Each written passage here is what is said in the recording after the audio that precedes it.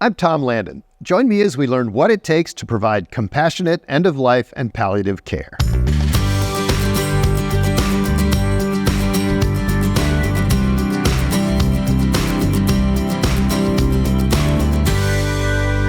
What do you think of when you hear the word hospice or palliative care?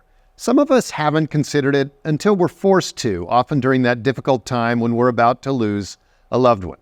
It's then that we come into contact with the compassionate people and organizations that provide hospice care in our communities. In Roanoke and the New River Valleys, one of those organizations is Good Samaritan. And here today to talk to me about what they do and about an exciting new addition to the palliative care arsenal in the Roanoke Valley, the Sheila S. Strauss Hospice House.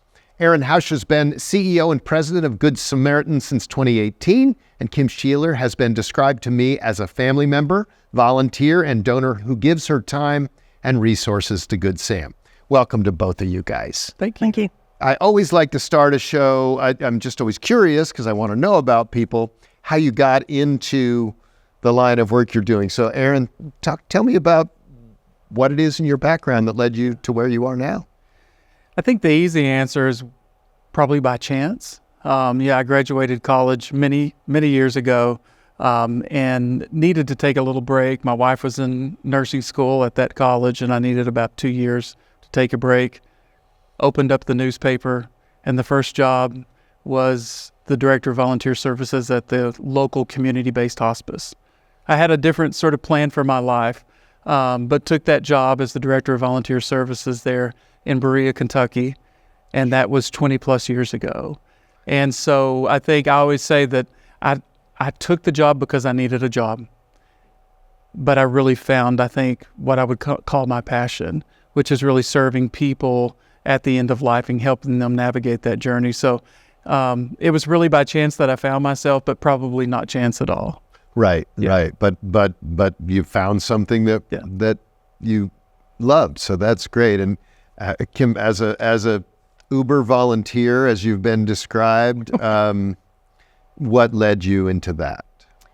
Good Samaritan took care of my mother-in-law, and then took care of my father for almost 4 years, and then my mother. My mother started out in palliative care and then transitioned to hospice. And after their passing and the wonderful care that Good Sam gave to my family, the support in every way, this is my passion. And as soon as they passed, this is my way of giving back. Yeah, and I'm sure is that a common path for your volunteers? That's how they come in contact with you. I would probably say the majority of our volunteers came in contact us through an experience, maybe not just at Good Sam, but another hospice experience, and then wanted to get back and reach out. And of course, those people make the best volunteers, right? Because they also understand our mission at the core. But a lot of our volunteers, that's how they connect to us, is through an experience, and then reach out and say, I want to be a part of this and help others go through that journey. And I will say that having recently experienced the loss of my mother, we were only had a brief experience with hospice, and it wasn't with Good Sam, but it was with one of your other organizations here in the Valley. And, just the relief that came with all the decisions that have to be made at that time, to not have to have a guide through that is really important. What's the history of hospice? Like, when did that start being a thing in America? I mean, I know it's always been an informal thing, but as the communities have embraced this idea and the need, do you know anything about like sort of where it came from? Yeah, sure. When we talk about the United States and when did hospice really begin as a movement, really the late 1970s, early 1980s. If you think about that, that's really not that long ago, right? But really what was happening in the late 1970s is there began to sort of, I always call it a grassroots movement across the country, mostly of nurses that were helping to take care of patients that found themselves with a terminal diagnosis or the diagnosis that was life-limiting, and just to say, we know these people need care. And so a lot of organizations started really being founded, all volunteer organizations, late 1970s, early 1980s, mostly founded by nurses that worked full-time jobs and then help support these families and these patients and families at the end of their life on their own. Really is all volunteer organization. And then, in the early 1980s or mid to 1980s, that grassroots movement started saying, this is a real need that we have in this country. Right. It's fine to have volunteers, Right. but we need some structure. We need some structure around that. So they started actually meeting with some people in D.C. and started drafting legislation in 1982. And so Medicare actually in 1983 passed legislation that is referred to as the hospice Medicare benefit, to say if you're a Medicare beneficiary, you can have this level of hospice home care. And that's really the key to healthcare in America, right, is to be recognized by the government. It was. And that was one of the proponents for that piece of legislation was Senator Bob Dole when he was a young senator, and he helped get that legislation passed. And so by the mid-1980s, you started seeing really the first ever hospices grow across the country, still mostly at that time, mostly all volunteer. And then, really being ran by volunteer nurses. As they started expanding and being part of Medicare so you could receive some reimbursement, they started adding nurse aid services and social work services and looking for chaplains. But that's really how it started across the country. The first hospice as we know the word today, most of that really began, in the 1960s and 1970s in the UK. A lady named Cicely Saunders, who's sort of known as the founder of hospice, started a hospice there called St. Christopher's Hospice, which is still in London today. But that was sort of that first concept, and then that started sort of moving over into the country. And we've seen a ton of growth and acceptance of hospice and end-of-life care since that time, and access, right? Even 20 years ago when I started in hospice, lots of education for physicians and that world to say, how do you identify someone in that place, and then how do you get them into hospice now? Hospice is a much more common word. People, that doesn't mean that people are open to the concept. It's a tough decision. Right, and I want to talk about that a little bit. That's sort of how it started. Going, yeah. And Kim, when you started volunteering, what kind of struck you about the work, and what surprised you? Well, I'm a retired nurse, so not a lot surprised me. Being a volunteer, we do not do any hands-on care. We are there for companionship for the patient and or family, and respite. If a caregiver is taking care, like say of their spouse, and they need to go to the doctor's office or go to the grocery store, they can leave their house, go for an hour or two, not have to worry about their loved one there. That is so important. So that's been really hard for me not to get my hands on, because I'm so used with my nursing of things that I would like to do and stuff. But as volunteers, we have no responsibility of that. It's just a pleasant thing to do. So as a volunteer, people may be watching this and thinking, oh, I had a lovely experience with that. Is there a pitch that you make to volunteers to say, you don't have to, you just have to be present? And that's correct. Right? That is correct. And I also do vigil volunteer, that I'm with the patients and or family into hours or whatever. And I really enjoy that, because I don't think anyone needs to be alone when they're passing, especially in nursing homes and families not nearby. Or some families want to know every detail about everything, and some families go, I don't want to know anything. I just want somebody to be here with me. Right. Or they, there's also that moment where, or those, those last few hours, it's really helpful to have somebody say, if you want to come, now's the time to come, right?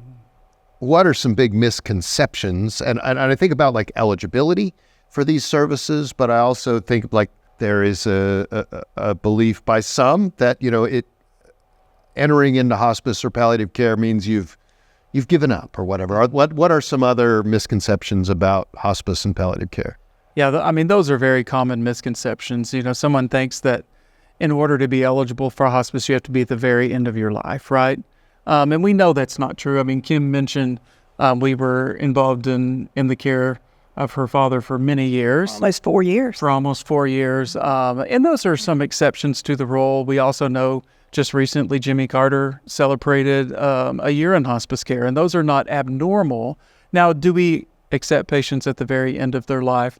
I think to have the most effective experience with hospice, the more time that our team has to build with that family and help prepare the patient and family for what's ahead and what's coming, and to get prepared. I mean, there's so many things that you need to prepare for just post the passing and post death of a loved one. And the more time we have to support the family through that process, I think that those are just major common. I think that it's also common that people think that you are giving up hope, right?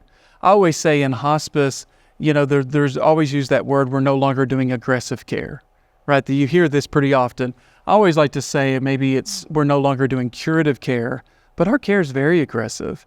The kind of care that we provide, the medications that we use, the interventions that we do, I would consider it very aggressive to make sure a patient is comfortable and the family has all of their needs met.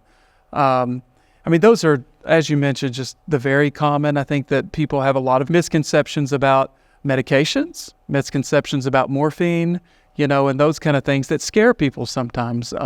We do use medications, and we do like to have medications in the home to help people comfortable. But in hospice, we don't believe that hospice prolongs or hastens death.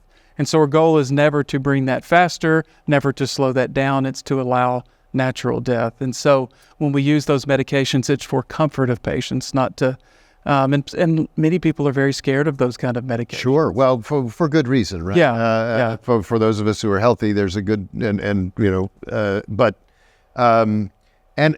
it strikes me also, and I think both of you can speak to this, is hospice is one of those rare medical services that isn't just for the patient. Right? Talk about what happens in your relationships, Kim, with family members and loved ones as who maybe aren't prepared or, are just entering those stages of grief before the time has really happened. You really become family. And the Good Samaritan team that we had for my parents, we called them our dream team.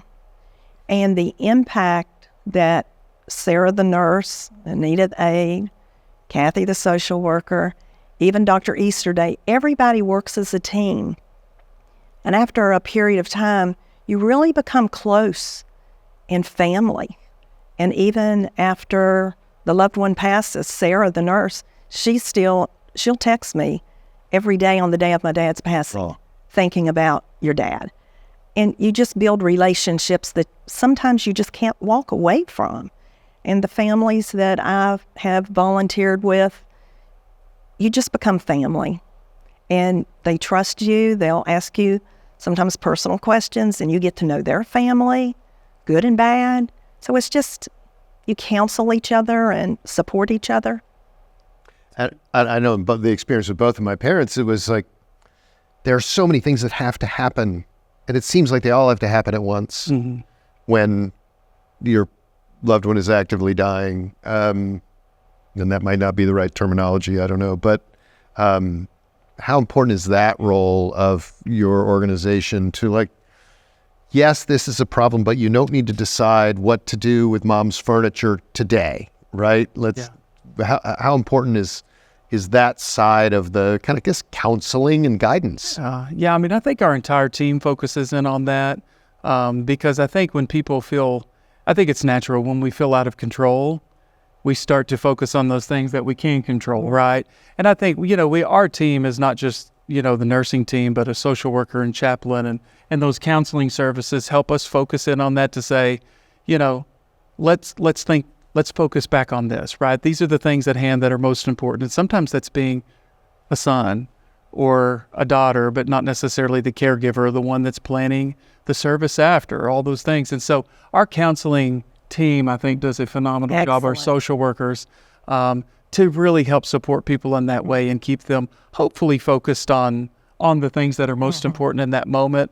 But, in hospice, the patient and family are the unit of care. And so I think that our goal is to provide as much service to the family as we do the patient.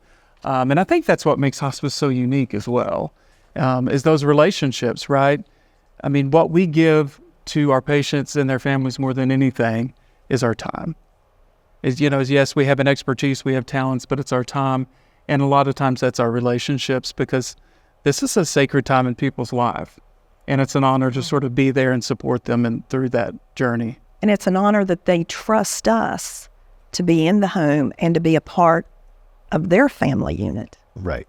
Yeah, because that person becomes very important. And also in terms of like, after a loved one passes, like just to be able to say, here's what's going to happen. Who do you want us to call? Do you have a choice of a funeral home or whatever it might be? And then they will come. But just knowing that, so I don't have to wonder what's happening next. You mentioned the faith community a little bit. And what's the connection between hospice and the faith community, whether it be clergy or, if your loved one is involved in a church, as many are, what's the connection between Good Sam or another hospice organization and that faith community? Because not everybody is a believer. Not everybody, is Christian, not, all those things. Right. I think a very important part of that holistic approach to hospice is spiritual care. So we, on our teams, have chaplains. We have spiritual care coordinators. Not all, all of them, some from Christian faith, some from others. For us, it's important to support someone spiritually. Many people that we serve, they have a church, they have a pastor, they have connections. And our goal is just to be there for that patient and that family and help support them in whatever way we can. Some that's through connecting them back to their church, to the right people, getting those people involved. Sometimes that's just through simply being present and listening to what their spiritual concerns are. Some people have, things that we would really say are spiritual concerns, right? And other people define spirituality very different.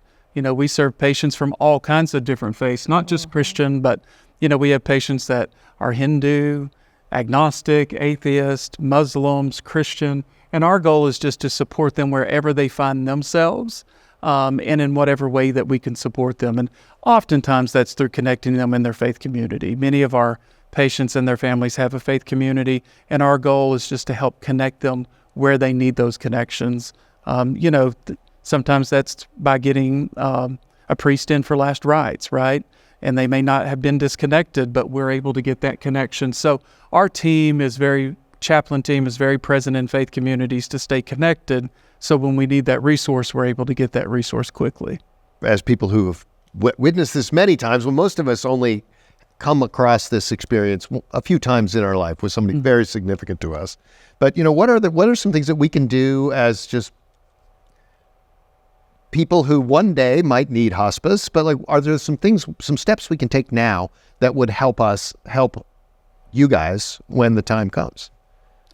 Yeah, that's a great question. I think the best thing that someone can do is just talk to their family about their wishes. Sometimes when someone gets to the end of their life and a decision needs to be made, it becomes a very difficult thing for a family to make if they don't know what a loved one wanted. I had my grandmother passed away in January, and she lived at home. She was 95 until she had a stroke at home and then was, incapacitated. But our family was able to make decisions quickly because we 100% knew what she wanted. Right. And with my mother is, we knew, we found there was, right. She had written it out. We knew exactly what she So I think the best thing is encouraging people to talk about if I'm faced with the end of my life for a number of reasons. Maybe that's just talk about it with your family. Be prepared. There's a lot of tools out there and advanced directives, and we talk about wills and living wills and making sure that you have a medical power of attorney and all of those things. Those are resources you can find on our website. Just to make sure that when you get to that place, that you as a patient, if you're not able to make those decisions, your family understands what decisions you would want, and they're able to honor that. It's much easier to make that decision if you know what that person wanted. Absolutely. Then you're making that decision, and I felt like this, and I've heard a lot of people that you feel like their life is in your hands, right? But if you knew that that's what they wanted, it makes some of those decisions easier. So not being scared of hospice, talking about it. We are all going to find ourselves at some point at the end of our life. Right. And I think, we worry that when we die, we're going to be a burden. It's going to be a problem to our families, right? Right. And I think in both of my parents' cases, and a lot of people's cases, if you can think about that in advance, it'll give you peace of mind as well. Because we're all going to be there. Have you had experience with this as well? Absolutely. Yeah. just have to honor their wishes. But I 100% agree. Discussing things with family when you can, when you're well enough, healthy enough, can think that that's the time to do it. Right. Putting it off, Absolutely. and then when you're not feeling well or you're That's right. not able to respond, that would Right. And sometimes that's when you're diagnosed with a serious illness or condition, or, sometimes that's just as you're aging, right? We know that many of our patients experience this, at the later years of life, and just having those conversations and being comfortable with them. It's hard. I mean, I've sat down and had conversations with my family that have been uncomfortable at times. But if you're able to get over that initial conversation, I think that it's healthy for everybody that's involved. Sure. We've talked about palliative care as though everybody knows what it is, but it occurs to me that may not be a familiar word to everybody, and also it's not necessarily the first thing when we think of hospice. So, former nurse, talk to me about palliative care and its role. Well, my mother, when physically she started going downhill, it was very hard for her to get dressed, get out of the house, in the car, out of the car, in a wheelchair, go in the doctor's office, and reverse. And after one of her last medical episodes, she said, I want palliative care. And so She knew enough to ask. She knew, yeah. And so we had Ashley, one of the PAs, come, and I tell people it's like the doctor's office comes to you instead of you going to the doctor's office. And they, when Ashley came, she took care of all Mom's meds, checked her every week. I mean, it was great. It was great. Then when my mother had her stroke and everything, then Mom said, it's time to go on hospice. She knew, but we had lived through several years with my dad, so she knew.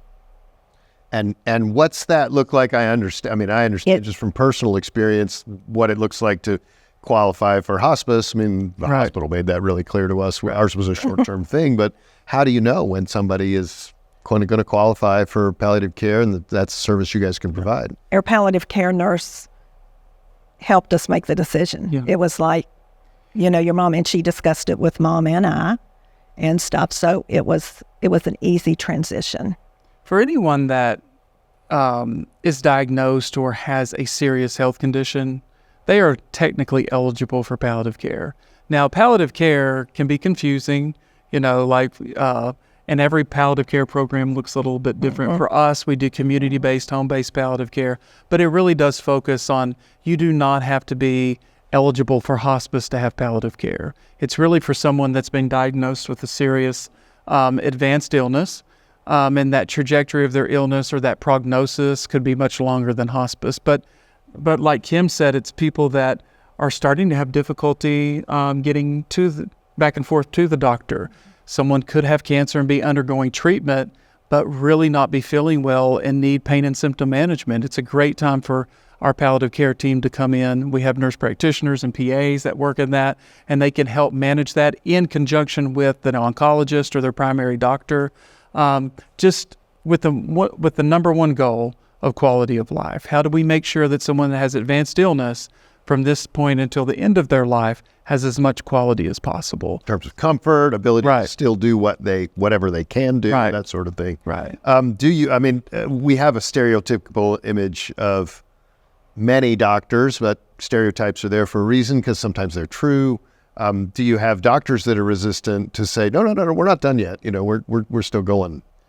Yeah, I think you see that all the time. I think that's common. Physicians are trained, and we've got a wonderful group of physicians across the Roanoke and New River Valley, but they're also trained for interventions and to help make people better. And that's just a part of their heart and what they want to do. And so we do see that pretty often. But I think that even now there's a much more openness to having that conversation and understanding what are we really dealing with at this point and having that conversation. It occurs to me that we only have a couple minutes left and we haven't mentioned the Sheila Strauss House, which is your big news for the year. So tell me about that. We've got a couple minutes. So not a lot of time, but enough to tell people why it's a big deal. Yeah. Well, number one, 32 years ago when Good Sam was founded as the only community-based nonprofit hospice serving Southwest Virginia, part of our plan was always to have a hospice house. 32 years later, we are finally at that place. So we're just excited. I mean, it's the first freestanding hospice house really in Southwest Virginia. If you need this level of care, the closest is Beckley, West Virginia, Winston-Salem, North Carolina. But we see patients and families every day that need a higher level of care that can be provided at home, or somebody that's hospitalized needs a higher level of care at the very end of their life, families that need respite care. This now creates a place that maybe is not their home, which is the heart of hospice, that someone can be where they call home, right? But if they can't be in that place, we now have home-like. We now have our home. Very much. And it's very home-like. We have 16 patient rooms, and it is designed to be as home-like as possible. If you were to be there today, you would see that we have a family space that connects to all of our patient rooms, that has a living room, dining room, family room, kids area, an outdoor area, really all to look exactly like a home. But inside of our home, there'll be a high level of medical care occurring as well. Sure. And I do apologize because I really wanted to talk a lot about that, but I got so interested in the other questions that it kind of got away from me. That is really all the time we have. And I just want to say, to learn more about the services Good Sam offers and the other hospices too, and how you can get involved as a volunteer, visit goodsam.care. For What It Takes, I'm Tom Landon.